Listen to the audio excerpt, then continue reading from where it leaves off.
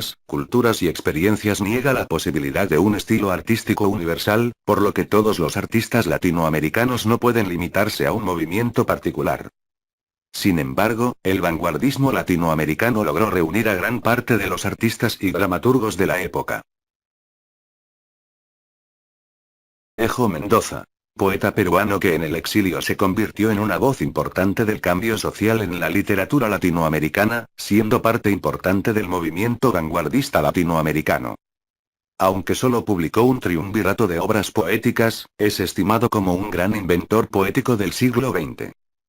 Siempre estaba un paso por delante de las corrientes literarias, siendo cada uno de sus libros distinto de los demás y, en su sentido propio, revolucionario. César Abraham Vallejo Mendoza, publicó en Lima sus dos primeros poemarios, los cuales fueron Los Heraldos Negros y Trilce. Segundo autor, Vicente Huidobro. Fue un poeta chileno, autoproclamado padre del fugaz movimiento de vanguardia conocido como creacionismo. Huidobro fue una figura prominente en la vanguardia literaria posterior a la Primera Guerra Mundial. Trabajó tanto en Europa, París y Madrid, como en Chile, e hizo cuantiosos esfuerzos para presentar a sus compatriotas las innovaciones contemporáneas europeas, especialmente francesas, en forma de poesía e imágenes. Las obras más importantes de Vicente Huidobro fueron Ecos del Alma, La Gruta del Silencio, Canciones en la Noche, Pasando y Pasando, Las Pagodas Ocultas, Adán, El Espejo de Agua, Horizon Carré, Poemas Árticos, Ecuatorial, Tour Eiffel, Ayali. Tercer autor, Oliverio Girondo. Fue un poeta argentino. Nació en Buenos Aires en una familia relativamente rica, lo que le permitió desde muy joven viajar a Europa, donde estudió tanto en París como en Inglaterra. Es quizás el más famoso vanguardista latinoamericano por su participación en las revistas Proa, Prisma y Martín Fierro, que marcó el comienzo del ultraísmo, el primero de los movimientos vanguardistas que llegó a instalarse en Argentina. Algunas de las poesías de Oliverio Girondo fueron 20 poemas para ser leídos en el tranvía, Calcomanías, Espantapájaros, Persuasión de los días, Campo Nuestro, En la Masmédula. Cuarto autor, Oswaldo de Andrade. Fue un poeta y polemista brasileño. Nació y pasó la mayor parte de su vida en São Paulo. Andrade fue uno de los fundadores del modernismo brasileño y miembro del Grupo de los Cinco, junto con Mario de Andrade, Anita Malfatti, Tarsila do Amaral y Menotti del Picchia.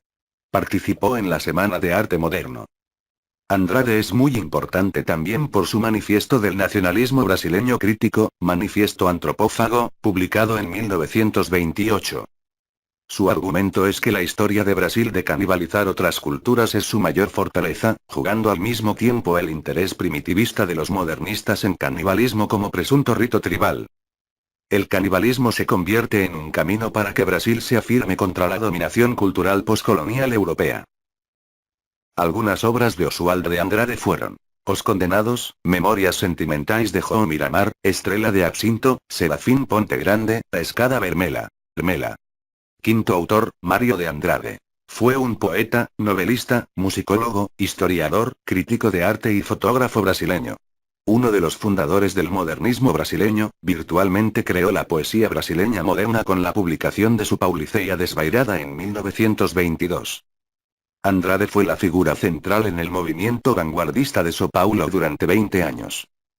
Formado como músico y mejor conocido como poeta y novelista, Andrade participó personalmente en prácticamente todas las disciplinas relacionadas con el modernismo paulista, convirtiéndose en el erudito nacional de Brasil. Algunas obras de Mario de Andrade fueron Pauliceia Desvairada, A Escrava que no es Aura, Primeiro Andar, Quidó Jabuti, Amar, Verbo Intransitivo, Macunaíma. Sexto autor, Jorge Luis Borges. Fue un escritor, ensayista, poeta y traductor argentino, figura clave en la literatura latinoamericana. Las obras de Borges han contribuido a la literatura filosófica y al género de la fantasía. Sus libros más conocidos, Ficciones y el Aleph, publicados en los años 40, son recopilaciones de cuentos interconectados por temas comunes, incluyendo sueños, laberintos, bibliotecas, espejos, escritores ficticios, filosofía y religión. Algunas obras de Jorge Luis Borges fueron Historia universal de la infamia, El jardín de los senderos que se bifurcan, ficciones, El Aleph, La muerte y la brújula, El informe de Brody, El libro de arena, 25 de agosto, 1983. Séptimo autor, Pablo Neruda. Fue un poeta chileno, ganador del Premio Nobel de Literatura en 1971. La mayoría de sus obras han sido traducidas a muchos otros idiomas. Neruda se hizo conocido como poeta cuando tenía 10 años. El novelista colombiano Gabriel García Márquez llamó una vez a Neruda el más grande poeta del siglo XX en cualquier idioma. Neruda escribió en una variedad de estilos, incluyendo poemas surrealistas, épicas históricas, manifiestos abiertamente políticos, una autobiografía de la prosa, y poemas apasionados del amor tales como los de su colección 20 poemas del amor y una canción de la desesperación de 1924. Neruda escribía a menudo en tinta verde, que era su símbolo personal para el deseo y la esperanza.